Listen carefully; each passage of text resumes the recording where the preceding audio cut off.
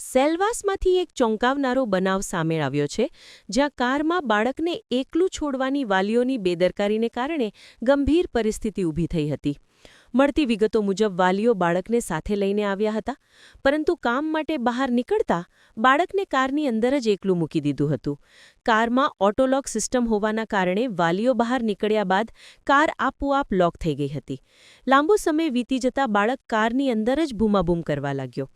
કારની અંદર ફસાયેલા બાળકની ચીસો સાંભળતા આસપાસના લોકોનું ટોળું એકઠું થયું. લોકોએ તરત જ કારના કાચ અને દરવાજા ખોલવાનો પ્રયાસ કર્યો અને અંતે બાળકને સુરક્ષિત બહાર કાઢવામાં સફળતા મળી. ઘટનાએ સ્થળ પર હાજર લોકોને હચમચાવી મૂક્યા હતા. કારમાં બાળકને એકલું મૂકવાની વાલીઓની આ બેદરકારીને લઈને લોકોમાં ભારે રોષ ફેલાયો હતો. સમયસર સાવચેતી રાખવામાં ન આવી હોત તો મોટી દુર્ઘટના બનવાની શક્યતા હતી.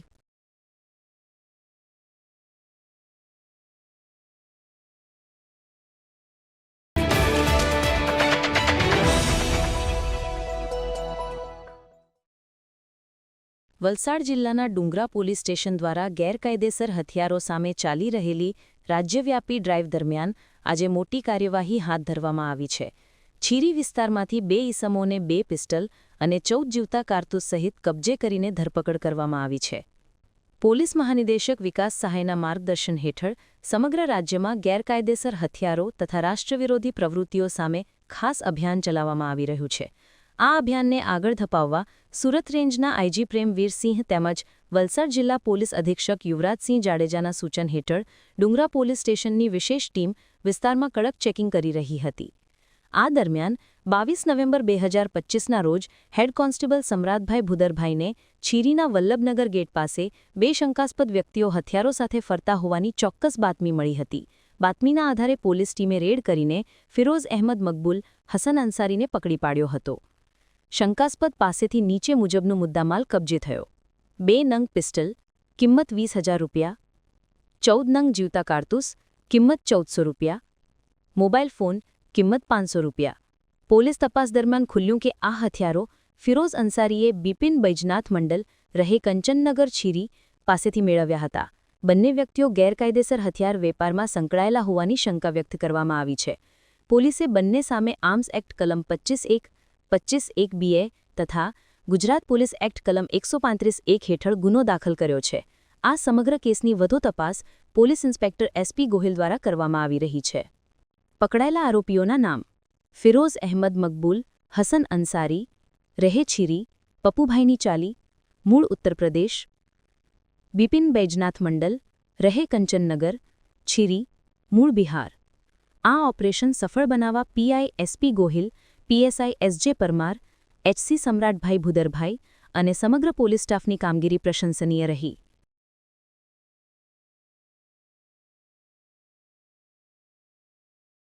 તાજેતરમાં દિલ્હીમાં થયેલ બ્લાસ્ટ અનુસંધાને ગુજરાત સરકારની સૂચનાથી ગુજરાત પોલીસ એલર્ટ મોડમાં હતી અને ગુજરાત રાજ્યના DGP સાહેબની સૂચનાથી ગેરકાયદેસર પ્રવૃત્તિ જેવી કે ડ્રગ્સ, ગેરકાયદેસર ચલણી નોટો તેમજ ગેરકાયદેસર હથિયારો અને જે અસામાજિક તત્વો તેમજ રાષ્ટ્ર વિરોધી તત્વો ભૂતકાળમાં આવી ગુનાખોરીમાં પકડાયેલા છે એ લોકોને 100 કલાકની અંદર ચેક કરી અને એમના ડોજર્સ બનાવવાની સૂચના DGP સાહેબ તરફથી આપેલી હતી.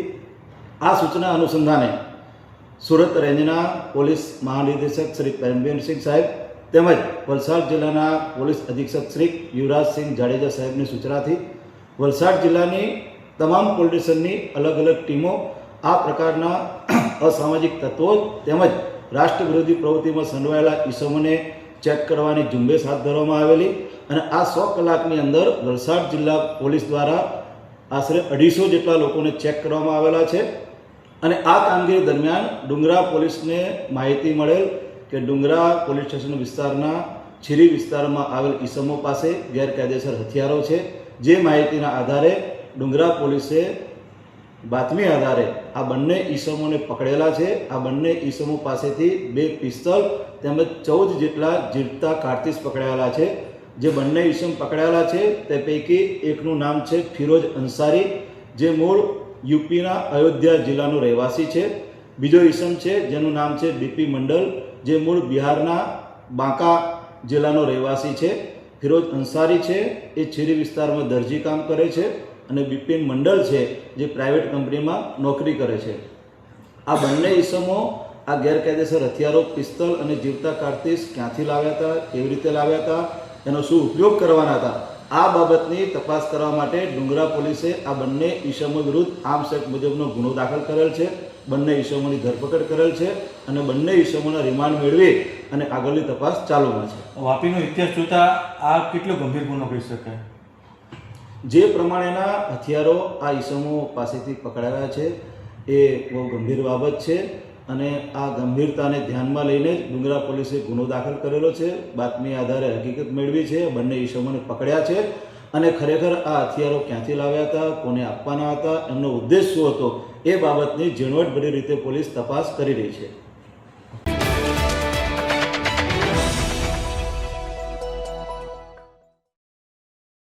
ધનોરી શાંતિનગરની જર્જરિત આંગણવાડી 5 વર્ષથી રિપેર નહીં થતા સ્થાનિકોમાં ભારે આક્રોશ. ધનોરી શાંતિનગરની ધનોરી 2 તરીકે આંગણવાડીની જર્જરિત હાલત વિશે વારંવાર રજૂઆત કરવા છતાં કોઈ પરિણામ નહીં આવતા સ્થાનિકોમાં તંત્ર પ્રત્યે ભારે આક્રોશનો માહોલ જોવા મળ્યો છે. કારણ કે બાળકો છેલ્લા કેટલાય સમયથી આસપાસના લોકોના ઓટલા ઉપર બેસીને ભણી રહ્યા છે અને આંગણવાડી ગમે ત્યારે જમીનદોસ્ત થાય એવી પરિસ્થિતિ છે. આ બાબતે સ્થાનિકોએ તિઘરા ગામના આગેવાન મુકેશભાઈ પટેલ સમક્ષ વેદનાઓ સાથે રજૂઆત કરતા મુકેશભાઈએ ટેલિફોનિક રીતે તંત્રનો સંપર્ક કરવાની કોશિશ કરેલ, પણ યોગ્ય માહિતીનો અભાવ જોવા મળતા મુકેશભાઈએ વલસાડ તાલુકા વિકાસ અધિકારી અને વલસાડ કલેક્ટરને લેખિતમાં રજૂઆત કરી આ બાબતે યોગ્ય કાર્યવાહી કરવા માંગણી કરી હતી. નહીંતર જન આંદોલન થશે તો તેની સંપૂર્ણ જવાબદારી સ્થાનિક પ્રશાસનની રહેશે એવી ગામ લોકોએ ચીમકી ઉચ્ચારી છે. આ બાબતે મીડિયા સાથેની વાતચીતમાં યુવા આગેવાન ડોક્ટર નીરવ ભુલાભાઈ પટેલે જણાવ્યું હતું કે એક બાજુ સરકાર ભણશે ગુજરાત તો આગળ વધશે ગુજરાતની મોટી વાતો કરી રહી છે અને બીજી બાજુ રાજ્યભરમાં ઘણી બધી આંગણવાડીઓ જર્જરિત હાલતમાં હોવા બાબતની વારંવાર ફરિયાદો ઉઠવા પામી રહી છે. પરંતુ સરકાર કયા કારણોસર આ ગંભીર મુદ્દે સતત આંખ આડાકાન કરી રહી છે તે બાબત દુઃખદ છે. શું ગરીબના બાળકો દેશના બાળકો નથી? શું કામ એ લોકોએ સતત હેરાનગતિ વેઠવાની હોય? લોકોએ હવે પોતે જ જાગૃત થવાની જરૂર છે, બાકી સતત હેરાનગતિ જ વેઠવી પડશે. સરકાર આદિવાસી વિસ્તારમાં જનજાતીય ગૌરવયાત્રા કાઢી રહી છે ત્યારે અમારું એવું માનવું છે કે જ્યારે ગરીબ અને છેવાડાના માનવીના બાળકો ખૂબ સારું શિક્ષણ મેળવે અને બાબા સાહેબ આંબેડકર અને ડૉક્ટર અબ્દુલ કલામ, વિક્રમ સારાભાઈ, બિરસા મુંડા, તંત્યામામા ભીલ, ગુરુ ગોવિંદજી, સંત દિત્યાબાપા જેવા મહાન માણસો બનશે ત્યારે જ સાચા અર્થમાં દેશની પ્રગતિ થશે.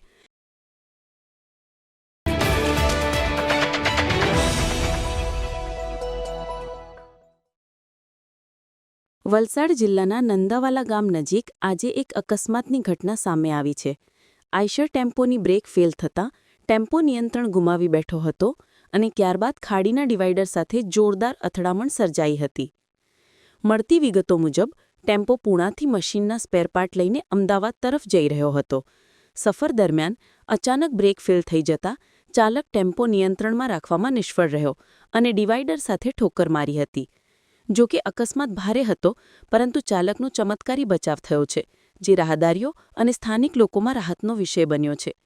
હાલ ઘટનાની જાણ સ્થાનિક પોલીસે કરી છે અને અકસ્માતના ચોક્કસ કારણોની વધુ તપાસ હાથ ધરવામાં આવી છે.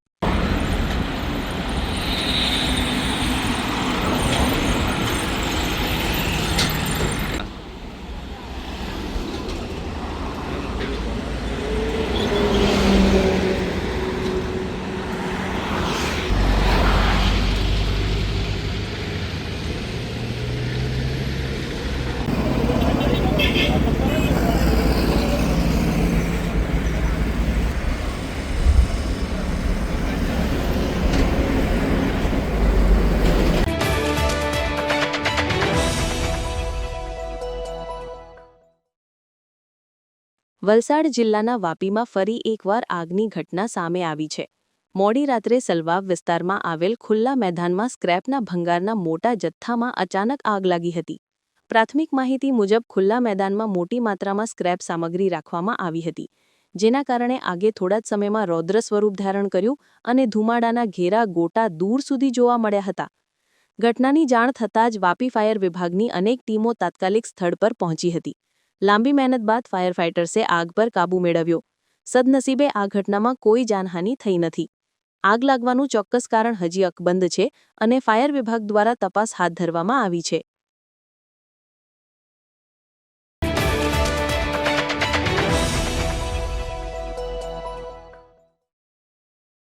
બ્રહ્માકુમારી સેલવાસ દ્વારા અબજો મિનિટના શાંતિના અવસર પર શાંતિ મેસેન્જર યાત્રા 2025. બ્રહ્મકુમારી સંસ્થાન વિશ્વ શાંતિ સંદેશ અને અબજો મિનિટ શાંતિ અભિયાનને ફેલાવવા માટે એક વિશેષ શાંતિ મેસેન્જર યાત્રાનું આયોજન કરે છે. આ પ્રવાસનો હેતુ લોકોમાં શાંતિ, સંવાદિતા અને સકારાત્મક ઉર્જા ફેલાવવાનો છે. સફેદ વસ્ત્રોમાં શાંતિ રાજદૂતો મૌન અને શાંતિના વાઇબ્સ સાથે શહેરના મુખ્ય રસ્તાઓમાંથી પસાર થયા, જેથી સ્થાનિક લોકો શાંતિ અને આધ્યાત્મિક કલ્યાણના મહત્વને સમજી શકે. તમારી થોડી મિનિટો સમર્પિત કરો.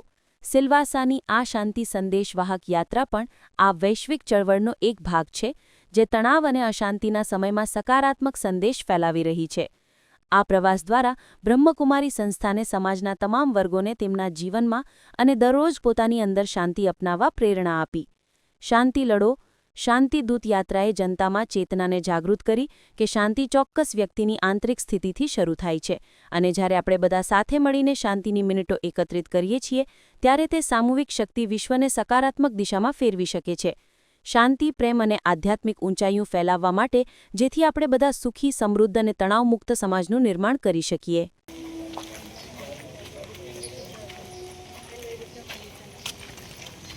आपल्याला काही घ्यायचं नाही मग काय करणार.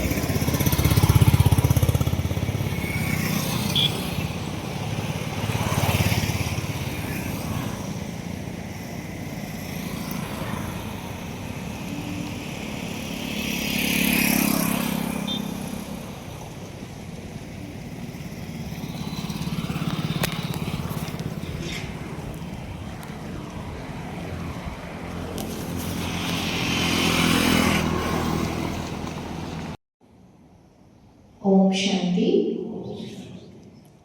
मैं शांति दूत स्वयं शांति की अनुभूति में रहकर